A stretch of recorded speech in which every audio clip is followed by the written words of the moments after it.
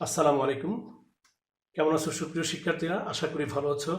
আমি আবার আজকে তোমাদের সামনে হাজির হয়েছি নবম ও দশম শ্রেণীর রসায়ন বইয়ের 11 অধ্যায়ের দ্বিতীয় লেকচার নিয়ে। সুপ্রিয় শিক্ষার্থীরা, আমি আজকে এ পর্যায়ে তোমাদের সাথে আলোচনা করব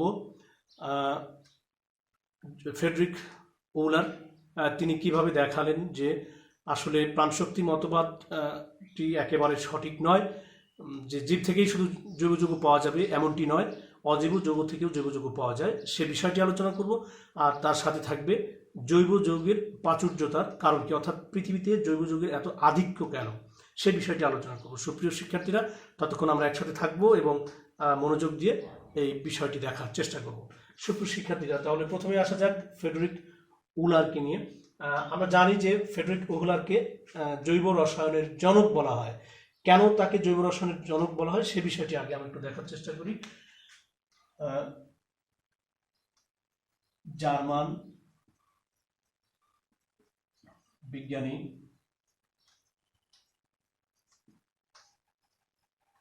ফ্রেডরিক উলারকে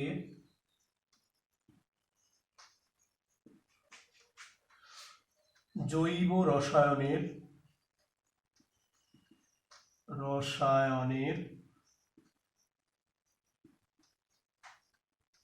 জনক বলা হয় কারণ জার্মান বিজ্ঞানী ফ্রেডরিক ওলারকে জৈব রসায়নের জনক বলা হয় কারণ 1828 খ্রিস্টাব্দে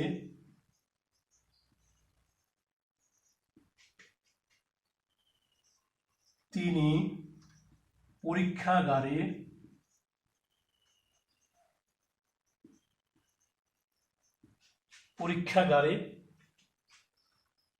অজৈব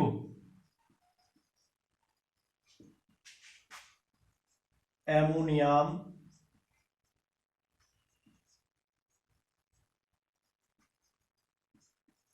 chloride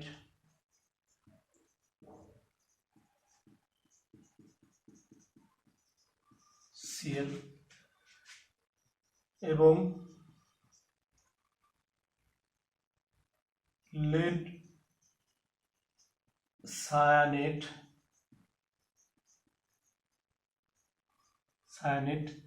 Pb lead cyanate PbCnO এর দ্রবণের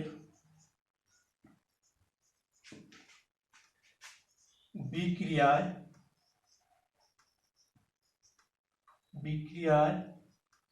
উৎপন্ন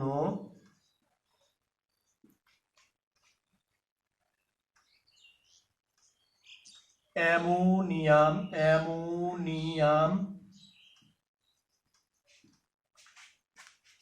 সায়ানেট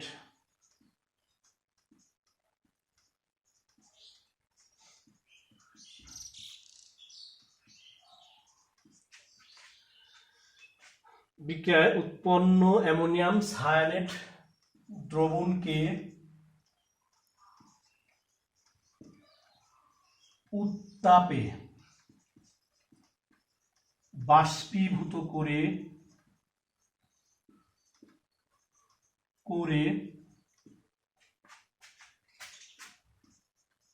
কঠিন অ্যামোনিয়াম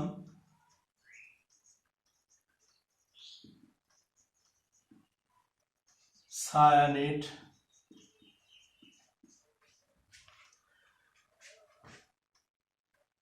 উৎপন্ন করতে গিয়ে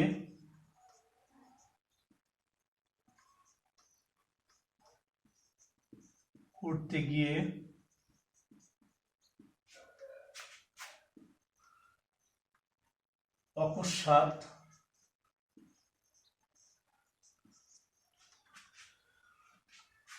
ইউরিয়া নামক জৈব যৌগ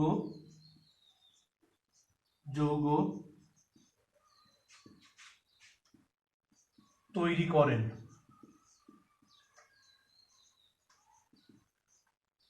যা পূর্বে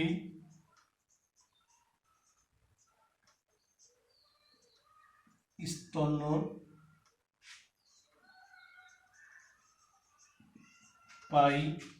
প্রাণীর দেহে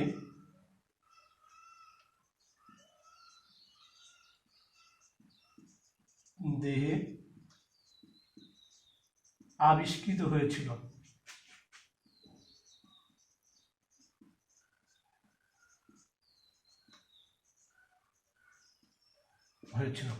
তো সুপ্রিয় শিক্ষার্থীরা, আমরা কি দেখতে পেলাম? জার্মান বিজ্ঞানী ফ্রেডরিক উলারকে জৈব রসায়নের জনক বলা হয়। কারণটা কি? 1828 খ্রিস্টাব্দে তিনি পরীক্ষাগারে অজৈব অ্যামোনিয়াম ক্লোরাইড এবং লেড সায়ানেট এর দ্রবণের বিক্রিয়ায় উৎপন্ন অ্যামোনিয়াম সায়ানেট দ্রবণকে উত্তাপে বাষ্পীভূত করে কঠিন অ্যামোনিয়াম সায়ানেট উৎপন্ন করতে গিয়ে দৈবক্রমে হঠাৎ করে তিনি তৈরি করে ফেলেন ইউরিয়া নামক যৌগ, যা ইতিপূর্বেই আবিষ্কৃত হয়েছিল। অর্থাৎ এই লেড সায়ানেটকে উত্তপ্ত করে ফ্রেডরিক উলার ইউরিয়া পাওয়ার আগেই এই যৌগটি আবিষ্কৃত হয়েছিল প্রাণীদেহে। আর সে অর্থে এই যে নতুন যৌগটি আমরা পেলাম ইউরিয়া, এটি অবশ্যই জৈব যৌগ, কারণ এটি জীব থেকে পাওয়া গিয়েছিল, জীব থেকে আগেই জৈব যৌগ হিসেবে আবিষ্কৃত হয়েছিল। এবং এই ফ্রেডরিক উলারের এই গবেষণাগারে যে পরীক্ষাগারে যে বিক্রিয়া, সেখান থেকেও ইউরিয়া পাওয়া গেল। তাহলে নিঃসন্দেহে এটি একটি জৈব যৌগ। তাহলে এই যে জৈব যৌগ ইউরিয়া পাওয়া গেল, আমাদের ভাববার বিষয় এটি নয়। ভাববার বিষয় হলো আগে প্রাণীদেহে ইউরিয়া নামক যৌগটি পাওয়া গিয়েছিল ইউরিন হিসেবে স্তন্যপায়ী প্রাণীর দেহে, কিন্তু এখন আমরা কোন উৎস থেকে পেলাম? নিশ্চয়ই অজৈব উৎস থেকে আমরা এই ইউরিয়া নামক জৈব যৌগটি পেলাম। তাহলে কি প্রমাণিত হলো? যে ফ্রেডরিক উলার প্রমাণ করে দেখালেন, পরীক্ষা করে দেখালেন যে শুধু জীব দেহ থেকেই জৈব যৌগ পাওয়া যায় না, অজৈব উৎস থেকে বা অজৈব যৌগ থেকেও জৈব যৌগ পাওয়া যায়। আর সেই কারণেই সেই সময় থেকে এই জার্মান বিজ্ঞানী ফ্রেডরিক উলারকে জৈব রসায়নের জনক বলা হয় এবং জৈব রসায়নের জনক হিসেবে তাকে অভিহিত করা হয়।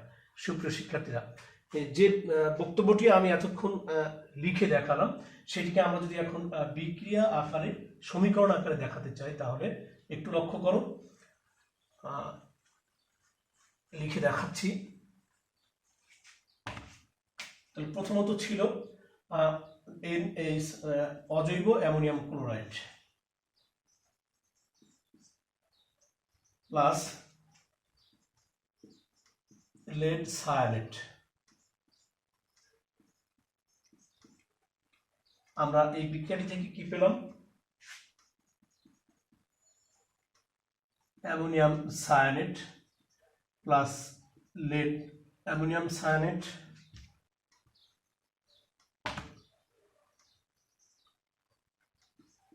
Plus lead chloride solid. তাহলে আমরা এখানে 2 দিয়ে দিলাম, এখানে 2 দিয়ে দিলাম সমতার জন্য। অতঃপর কি হলো? অ্যামোনিয়াম সায়ানেট NH4CnO দ্রবণ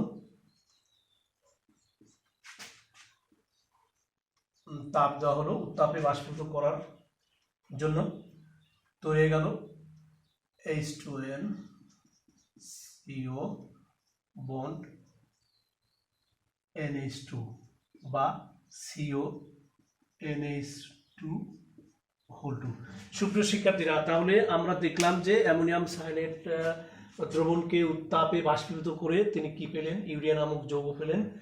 সেই ইউরিয়া নামক যৌগটিতে আমরা দেখতে পাচ্ছি 2টি অ্যামিন গ্রুপ আছে। সুপ্রিয় শিক্ষার্থীরা, এখানে অ্যামোনিয়াম সায়ানেট এই যৌগটি কিন্তু আয়নিক যৌগ, বাট ইউরিয়া কিন্তু সমযোজী যৌগ। তাই এই আয়নিক এবং সমযোজী বিষয়টি আজকে আমাদের আলোচ্য বিষয় নয়, তথাপিও বললাম মনে রাখার জন্য। সুপ্রিয় শিক্ষার্থীরা, তাহলে আমরা বিক্রিয়াটি সমীকরণ থেকেও দেখতে পাচ্ছি যে অ্যামোনিয়াম ক্লোরাইডের দ্রবণ এবং লেড সায়ানেটের দ্রবণ বিক্রিয়া করে অ্যামোনিয়াম সায়ানেট যৌগ তৈরি করে, দ্রবণ তৈরি করে এবং লেড ক্লোরাইডের দানা বা দানাদার যৌগ তৈরি করে। এই অ্যামোনিয়াম সায়ানেটের দ্রবণকে আবার উত্তাপে বাষ্পীভূত করে ইউরিয়া পাওয়া গেল। সুপ্রিয় শিক্ষার্থীরা, তাহলে আমরা দেখতে পেলাম যে কিভাবে অজৈব যৌগ থেকে জৈব যৌগ পাওয়া সম্ভব। সুপ্রিয় শিক্ষার্থীরা, তাহলে এ পর্যায়ে আমরা আলোচনা করব ফ্রেডরিক উলার যে দেখে গেলেন অজৈব উৎস থেকেও জৈব যৌগ পাওয়া সম্ভব। সুতরাং এ থেকে কি প্রমাণিত হয় যে পৃথিবীতে একসময় মানুষের ধারণা ছিল, রসায়ন যারা অধ্যয়ন করে তাদের ধারণা ছিল যে পৃথিবীতে জৈব যৌগের সংখ্যা নিতান্তই কম, কিন্তু অজৈব যৌগের সংখ্যা প্রচুর। কিন্তু ফ্রেডরিক উলার দেখে গেলেন যে না, পৃথিবীতে জৈব যৌগের সংখ্যাও প্রচুর প্রচুর জৈব যৌগ আছে, পৃথিবীতে অসংখ্য জৈব যৌগ আছে।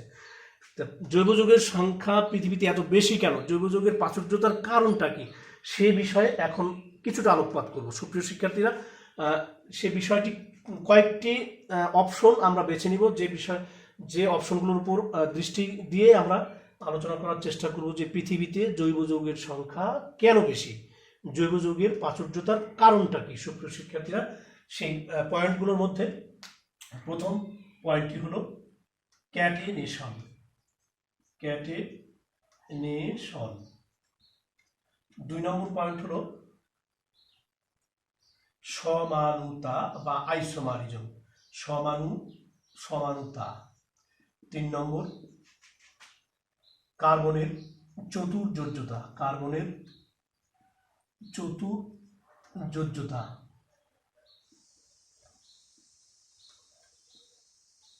এবং 4 নম্বরে পলিমারাইজেশন বা পলিমারকরণ।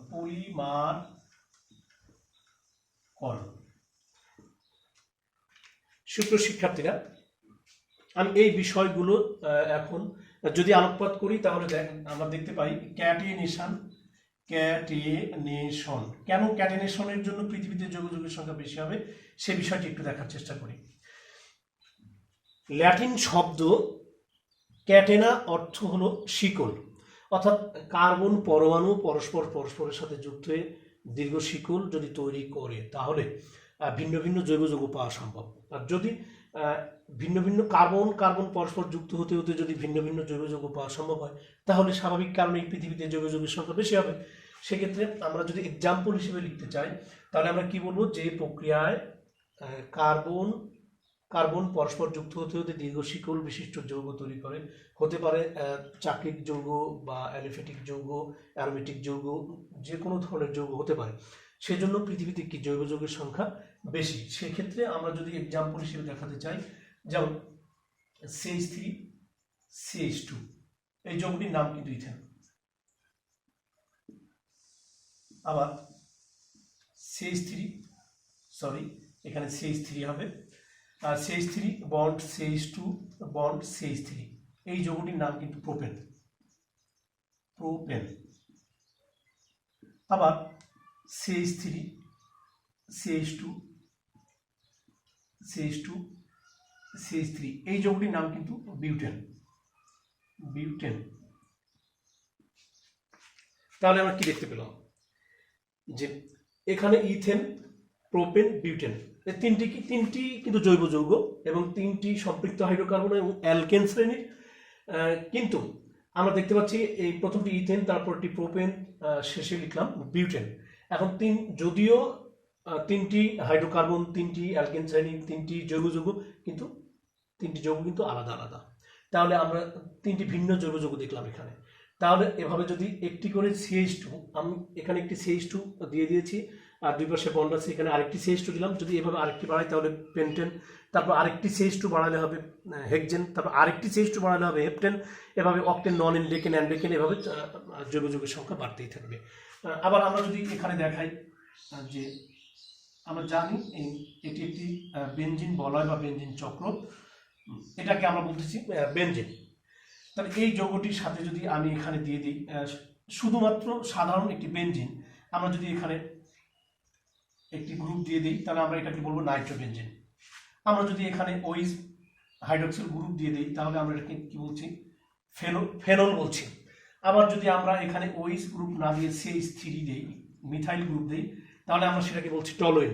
তো সুপ্রিয় শিক্ষার্থীরা, কি দাঁড়ালো যে আমাদের ক্যাটেনেশন ধর্মের কারণে, অর্থাৎ কার্বন কার্বন পরস্পর যুক্ত হতে হতে যে শিকল তৈরি করে সেই ধর্মের কারণেও পৃথিবীতে জৈব যৌগের সংখ্যা বেশি। সুপ্রিয় শিক্ষার্থীরা, এ পর্যায়ে আমি সমানতা বিষয়টি এখানে উত্থাপন করতে চাই। সমানতা, সমানুতা বা আইসোমারিজম। সুপ্রিয় শিক্ষার্থীরা, সমানুতা কি?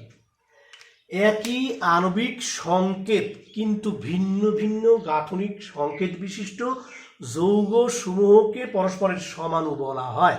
আর এই ভিন্ন গাঠনিক সংকেত বিশিষ্ট যৌগ গঠনের প্রবণতাই হলো সমানুতা।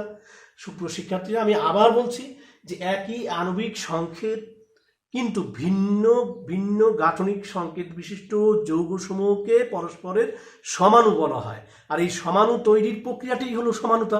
তার এই সমানতার কারণেও পৃথিবীতে যে জৈব যৌগের সংখ্যা বেশি বা অধিক সে বিষয়টি এখন দেখানোর চেষ্টা করব। সুপ্রিয় শিক্ষার্থীরা, আমরা যদি এখানে দেখাতে চাই, যেমন C2H5OH, এই যৌগটির নাম হলো ইথানল।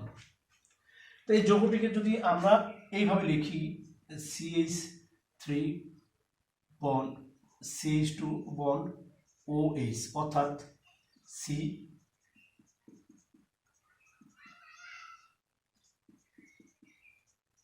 স্ট্রাকচারাল ফাংশন দেখাচ্ছি, OH বা O বন্ড H যদি আমরা দেই, তাহলে কি দাঁড়ালো? এই যৌগটির নাম হলো ইথাইল অ্যালকোহল। Ethyl alcohol.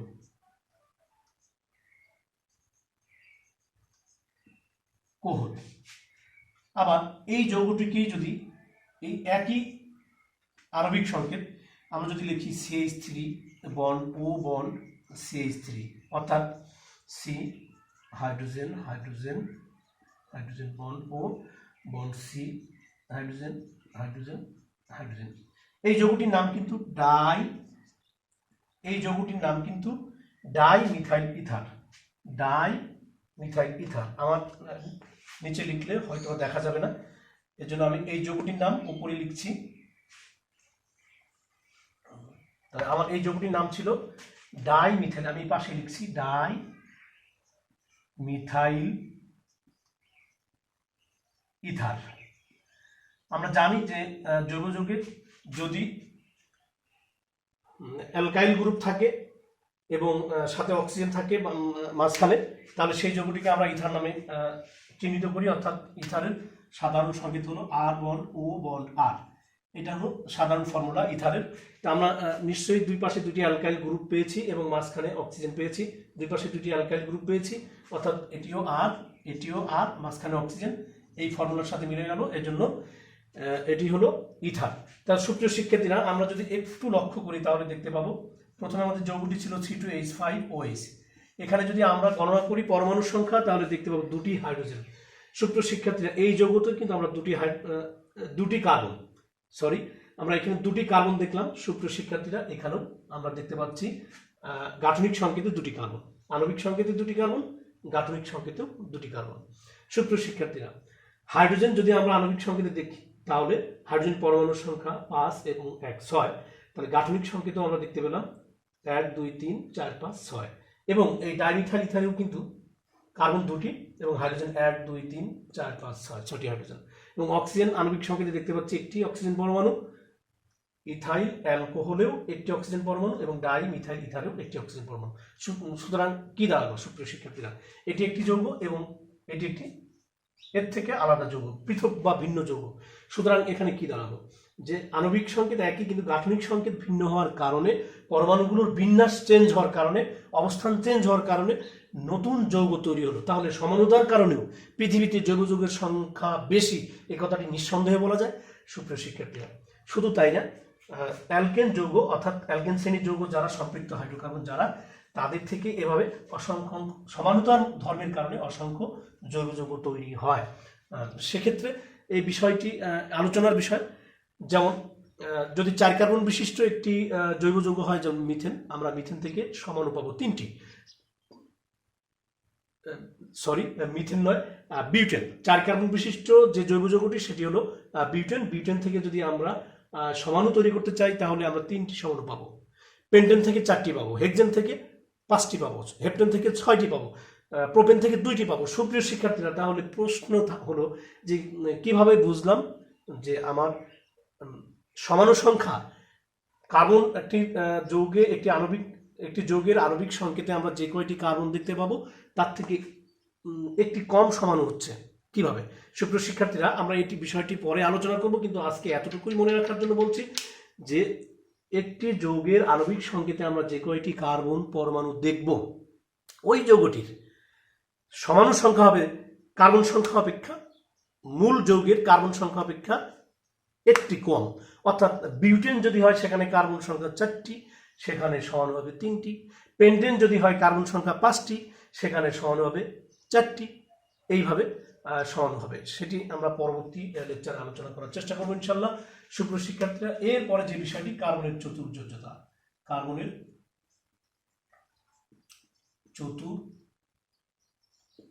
চতুর্যোজ্যতা। সুপ্রিয় শিক্ষার্থীরা, আমরা জানি কার্বনের এক্সাইটিং স্টেটে উত্তেজিত অবস্থায় ইলেকট্রন বিন্যাস করলে আমরা শেষ কক্ষপথে 4টি অযুগ্ম ইলেকট্রন বা বিজোড় ইলেকট্রন দেখতে পাই। তো 4টি অযুগ্ম ইলেকট্রন বা বিজোড় ইলেকট্রন দেখতে পাওয়া মানে কি দাঁড়ালো, যে কার্বনের যোজনী 4, সর্বোচ্চ যোজনী 4।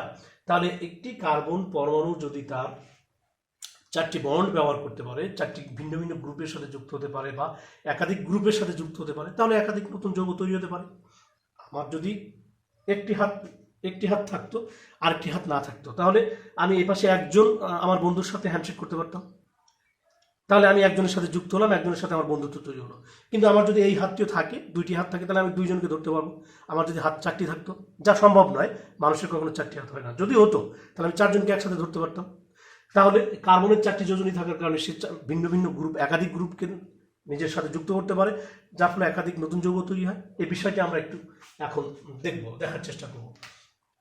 যেমন CH3 bond CH2 bond CH3, এই যৌগটি কিন্তু এন প্রোপেন, অর্থাৎ নরমাল প্রোপেন, কোনো শাখা প্রশাখা নেই, নরমাল প্রোপেন। আমি যদি এখন এই যৌগটিতে হাইড্রোজেনের সংখ্যা হ্রাস করে দিই, এখানে একটা মিথাইল গ্রুপ দিয়ে দিই, তাহলে এই যৌগটির নাম কি হবে? যেদিক থেকে চিন্তা করি না কেন, 2 মিথাইল প্রোপেন। সুপ্রিয় শিক্ষার্থীরা, আমি যদি আরেকটি হাইড্রোজেনকে হ্রাস করে দিই, এখানে আরেকটি মিথাইল গ্রুপ দিই, তাহলে কি দাঁড়াবে? 2 ডাই মিথাইল প্রোপেন। সুপ্রিয় শিক্ষার্থীরা, আমি যদি এই মিথাইল গ্রুপকে এখান থেকে সরিয়ে দিই, তাহলে দিয়ে ক্লোরিন দিই, তাহলে কি হবে? 2 মিথাইল 2 ক্লোরো প্রোপেন। সুপ্রিয় শিক্ষার্থীরা, এখানে যদি আমি ক্লোরিনকে সরিয়ে ব্রোমিন দিয়ে দিই, তাহলে কি হবে? 2 মিথাইল 2 ব্রোমো প্রোপেন। সুপ্রিয় শিক্ষার্থীরা, আমি যদি এই মিথাইলকে সরিয়ে এখানে আরেকটি গ্রুপ এখানে দিতে চেষ্টা করি, ক্লোরিন দিলাম, তাহলে কি দাঁড়ালো? 2 ব্রোমো 2 ক্লোরো প্রোপেন।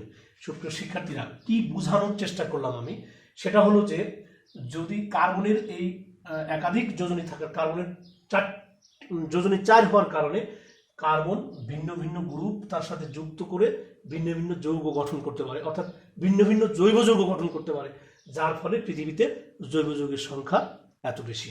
সুপ্রিয় শিক্ষার্থীরা, তাহলে কার্বনের জৈব যৌগের প্রাচুর্যতার যে পয়েন্টগুলো আমি আলোচনা করার কথা বলেছিলাম, তার শেষ পয়েন্টটি হলো পলিমারাইজেশন, পলিমারকরণ বিক্রিয়া,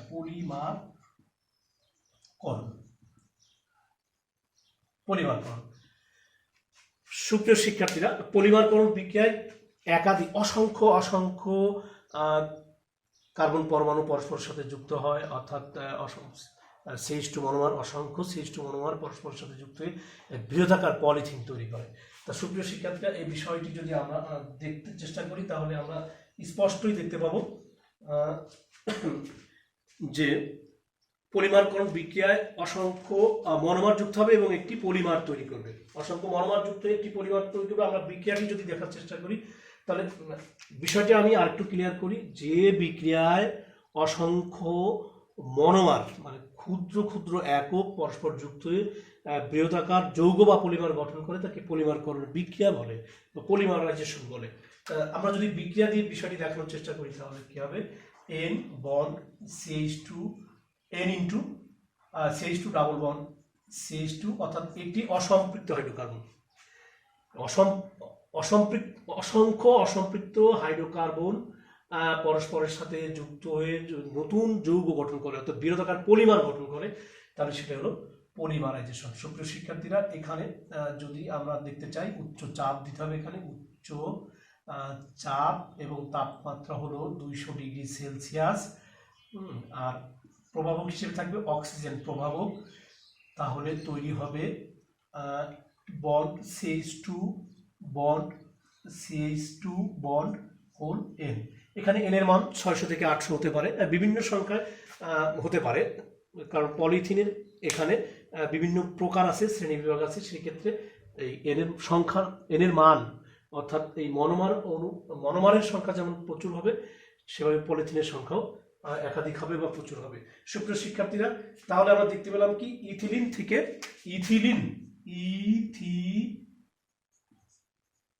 থেকে আমরা কি পেলাম, পলিথিন পেলাম। তাহলে কি দাঁড়ালো সুপ্রিয় শিক্ষার্থীরা? তাহলে আমরা পলিমারকরণ বিক্রিয়ার মাধ্যমেও অসংখ্য নতুন নতুন জৈব যৌগ তৈরি করতে পারি, যা জৈব যৌগের প্রাচুর্যতার আরেকটি কারণ। সুপ্রিয় শিক্ষার্থীরা, করোনার এই সময় আমরা সবাই নিরাপদ থাকার চেষ্টা করব, নিজে বাঁচব, নিজের পরিবার, সমাজ, রাষ্ট্র সব যেন ভালো থাকে সেদিকে দৃষ্টিপাত করব, নিজে সুখে থাকবো, অন্যকে সুখে রাখার চেষ্টা করব। আর করোনার এই সময় আমরা সবাই ঘরে থাকবো। সে পর্যন্ত সবার জন্য শুভকামনা রইল। আল্লাহ হাফেজ।